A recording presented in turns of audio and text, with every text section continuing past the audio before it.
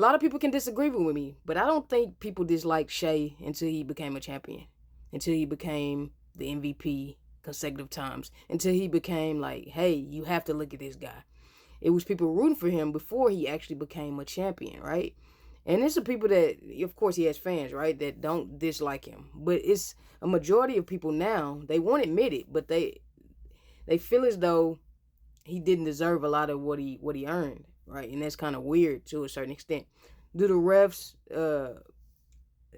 and officiating and the load management and a lot of things that goes on in the NBA, does it need to be looked at? Does it need to have a different perspective? Yes. Does the game need to stay competitive? Yes. But to say that you don't dislike him now, a lot of people are disliking him now because he is a champion. If he was the same offensive and defensive player that he is without the rings and without the accolades, I think a lot of people would still be rooting for him at the same level they were.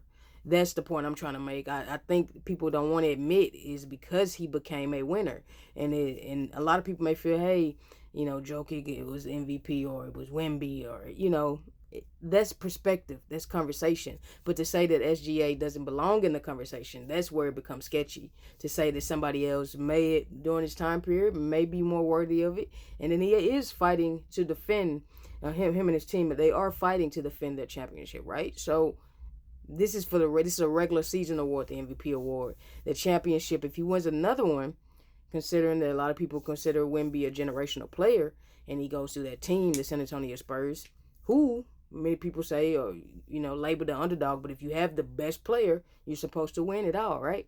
But this is a regular season award. But my perspective of SGA is that he's a great player, but also my perspective also it weighs in on the NBA and how it needs to just get better with a lot of things. The blowouts have to go away.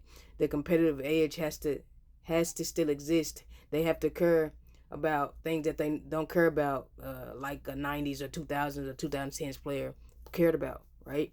I do believe fines need to come into play a lot heavier because these players are benefiting off the shoulders or standing on the shoulders of such those iconic players of the past. They have to create a new lane for themselves. I think the dislike for SGA came when he became a champion.